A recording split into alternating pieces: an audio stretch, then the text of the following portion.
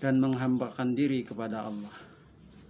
Salawat serta salam selalu kita curahkan kepada junjungan kita Nabi Allah Muhammad SAW yang telah mengantarkan umat manusia dari peradaban hidup jahiliyah menuju pada peradaban hidup yang selamat, yang penuh dengan rahmat dan keberkahan, seperti yang kita rasakan pada saat ini.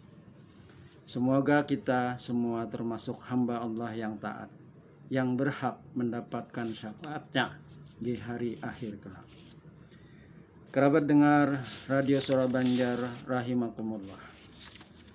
Pada kesempatan ini, perkenankan kami Muhammad Fitri, penyuluh agama Islam Kementerian Agama Kabupaten Banjar, bertugas di Kantor Urusan Agama Kecamatan Kertahanyar, menyampaikan tausiah siaran dakwah dengan judul Wakaf Produktif, Solusi Pemberdayaan Perekonomian Umat.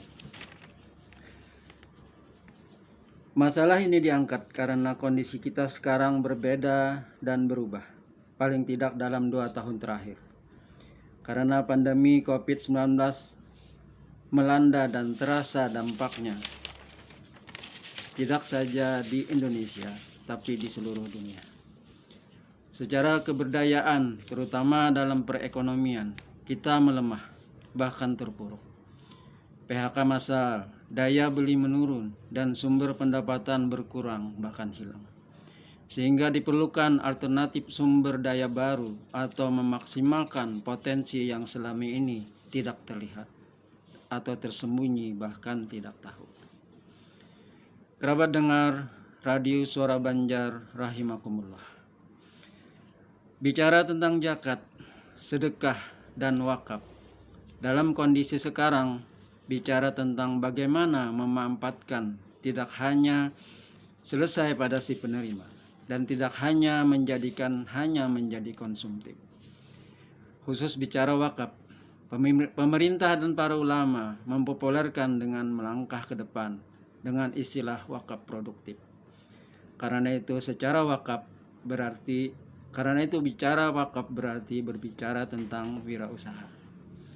Karena itu, seorang nazir atau penerima amanah wakaf atau pengelola harus peka dan jeli menangkap peluang untuk menjadikan wakaf sebagai wakaf yang produktif. Juga harus bisa memprediksikan resiko untung rugi, daya dukung, jaringan, kerjasama dengan pihak pemodal baik perorangan atau lembaga, potensi pengembangan, sampai dengan capaian balik modal. Yang juga harus diperhatikan nazir, wakaf umumnya berupa wasiat lisan dengan disaksikan oleh beberapa orang saksi. Kalau ini tidak dituangkan dalam bentuk tertulis, maka bisa menjadi persoalan di kemudian hari. Tidak mustahil terjadi sekolah, madrasah, atau masjid yang sudah dibangun di atas tanah wakaf dengan megah dan berjalan lama bisa dengan mudah kalah digugat oleh ahli waris karena tidak ada bukti otentik tertulis, apalagi kalau para pihak sudah meninggal.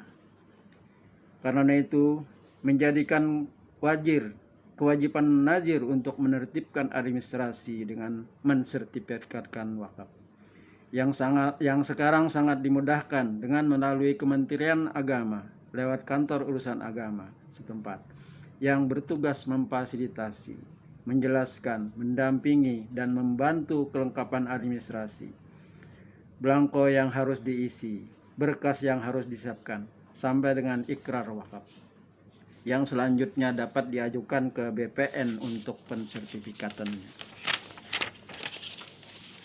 Kerabat dengar Radio Suara Banjar rahimakumullah. Bagaimana bisa suatu wakaf bisa produktif dan kekal objeknya, tidak berkurang malah berkembang dan terus bertumbuh? Ada kisah nyata klasik. Adalah sumur rumah milik seorang Yahudi di kota Madinah pada zaman kekhalifahan Utsman bin Affan. Sumur tersebut di musim kering sekalipun tetap ada airnya. Seluruh warga Madinah mengandalkan sumur ini. Oleh pemiliknya, air sumur tersebut dijual dan menjadi komoditi dagang yang sangat menguntungkan karena semua orang memerlukannya. Khalifah Utsman bin Affan berpikir, seandainya sumur itu bisa dibeli dan dikuasai oleh kaum muslimin, akan sangat bermanfaat untuk kaum muslimin. Orang Yahudi terkenal cerdik, apalagi sangat menguntungkan, hampir bisa dipastikan tidak akan mau menjualnya. Akan tetapi Utsman bin Affan tidak kalah cerdik dan sebagai pedagang ulung mencari cara untuk membeli sumur tersebut. Oleh Utsman bin Affan menawarkan membeli tidak secara penuh, memiliki tetapi dengan harga yang tinggi, yaitu sehari menjadi milik Utsman bin Affan dan sehari menjadi milik Romah si Yahudi. Setelah berpikir beberapa lama, Romah menyetujui transaksi jual beli tersebut. Karena Romah berpikir, dengan dijual separuh, dia masih memiliki separuhnya dan masih tetap bisa menjual airnya dan masih dapat untung pula dari transaksi pembelian, tidak secara penuh memiliki tadi. Utsman bin Affan kemudian mengumumkan bahwa di hari milik dia, siapa saja gratis mengambil air. Begitu juga besok lusanya, dan lusanya lagi, dan lusanya lagi, dan seterusnya setiap hari yang menjadi milik Utsman bin Affan. Maka berbondong-bondonglah warga Madinah mengambil air pada hari milik Utsman bin Affan, termasuk untuk persediaan sampai esoknya. Hari milik Romah sepi pembeli. Begitu juga hari-hari lusa berikutnya. Akhirnya karena tidak ada lagi pembeli di hari miliknya, maka minta kepada Utsman bin Affan untuk dibeli secara penuh. Kerabat dengar Radio Suara Banjar rahimakumullah. Sejak dibeli secara penuh, Utsman bin Affan mewakafkan airnya untuk dimanfaatkan gratis kepada siapapun yang memerlukan. Ditambah tanah di sekitar tanah tersebut dibeli dan juga diwakafkan untuk bisa dimanfaatkan menanam kurma. Tanaman kurma tersebut dari waktu ke waktu terus bertumbuh, bertambah dan berkembang. Oleh Daulah Islamiyah Utsmaniyah memeliharanya hingga berkembang sampai sekarang. Lalu disusul juga dipelihara oleh pemerintah Saudi hingga berjumlah 1.550 pohon. Selanjutnya pemerintah Saudi, dalam hal ini Departemen Pertanian, menjual hasil kebun kurma ini. Uangnya disalurkan untuk anak-anak yatim dan fakir miskin. Sebagian hasilnya diinvestasikan membuat hotel dan usaha-usaha lain. Dan sebagian ditabung atas nama pewakafnya, yaitu Utsman bin Affan, di salah satu bank. Dan kini ribuan tahun berlalu, manfaat tak berhenti, terus mengalir. Hotel berbintang atas nama beliau berdiri megah. Tempat singgah para peziarah, hasilnya tentu dimanfaatkan untuk umat seluas-luasnya. Inilah bukti nyata wakaf produktif yang dipraktekkan sejak zaman Nabi Muhammad SAW. Kerabat dengar Radio Suara Banjar rahimakumullah. Dasar hukum wakaf diantaranya adalah surah Ali Imran ayat 92. A'udzubillahi minasyaitonirrajim. Bismillahirrahmanirrahim. Lan tanalul birra hatta tunfiqu mimma tuhibbun wa ma tunfiqu min syai'in fa innallaha bihi alim. Kamu tidak akan memperoleh kebaikan sebelum kamu menginfakkan sebagian harta yang kamu cintai.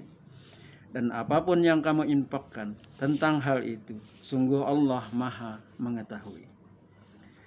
Segera setelah turun surah Ali Imran ayat 92 ini, Abu Talhah berkata kepada Nabi Muhammad SAW, sungguh, harta yang paling kucintai adalah baihara.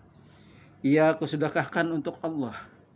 Mudah-mudahan menjadi sumber kebaikan dan simpanan di sisi Allah.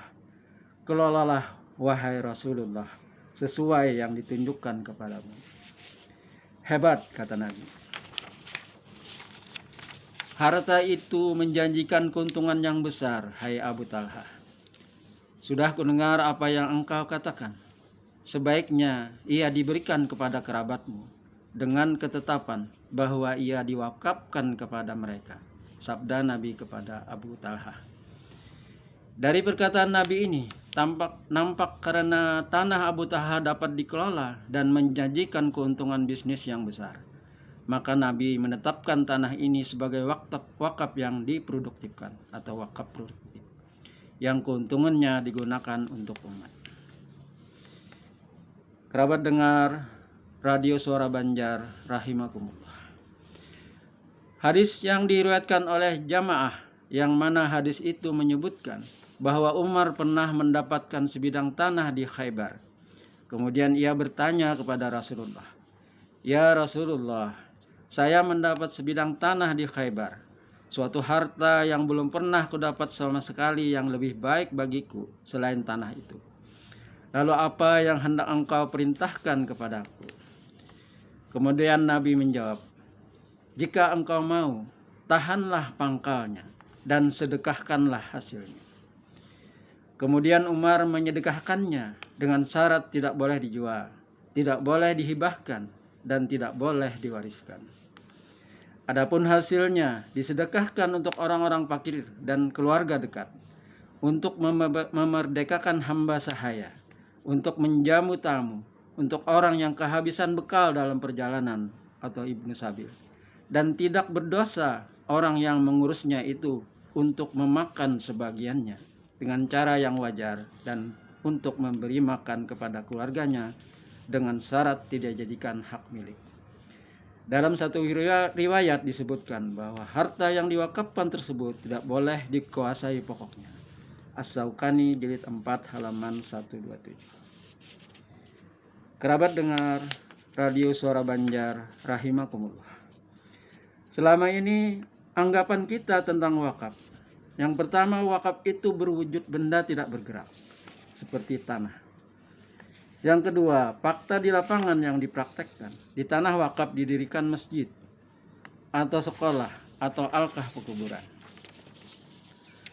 Ketiga, peruntukan wakaf didasarkan kepada wasiat pemberi wakaf atau wakif, yang terkadang kaku dan tidak produktif. Misalnya semata untuk masjid atau pekuburan. Nah, di samping itu terdapat penafsiran bahwa untuk menjaga kekekalannya, tanah wakaf tidak boleh diperjualbelikan. Padahal kalau kita mempelajari riwayat Utsman bin Affan tentang sumur Raumah di atas, menurut Dr. Shoki Mubarak Chef MA, dosen syariah UIN Antasari, peruntukan benda wakaf tidak semata-mata untuk kepentingan ibadah dan sosial saja, melainkan juga diarahkan pula untuk menjadi kesejahteraan umum dengan cara meningkatkan potensi dan manfaat ekonomi benda wakaf. Hal ini dimungkinkan pengelolaan benda wakaf dapat memasuki wilayah kegiatan ekonomi dalam arti luas, sepanjang pengelolaan tersebut sesuai dengan prinsip-prinsip manajemen ekonomi syariah. Menurut Profesor Dr. Haji Ahmad Fahmi Al-Amrudi M.Hum, guru besar syariah UIN Antasari, dalam suatu seminar tentang wakaf, bahwa konsep wakaf mengacu pada pesan Rasulullah kepada Umar ketika Umar hendak mewakafkan tanahnya yang menyedekahkan kebun kurmanya kepada Rasul. Begitu pula dengan Abu Talha, yaitu tahan pokoknya, kebun, tanah, atau objek wakaf, dan sedekahkan hasilnya. Jadi konsepnya adalah mengekalkan manfaat dari benda yang diwakafkan. Hal ini sejalan dengan Undang-Undang Republik Indonesia Nomor 41 Tahun 2004 tentang wakaf, Bab 1 Pasal 1 Ayat 1. Bunyinya, perbuatan hukum wakif untuk memisahkan dan atau menyerahkan sebagian harta benda miliknya untuk dimanfaatkan selamanya atau untuk jangka waktu tertentu sesuai dengan kepentingannya guna keperluan ibadah dan atau kesejahteraan umum menurut syariah.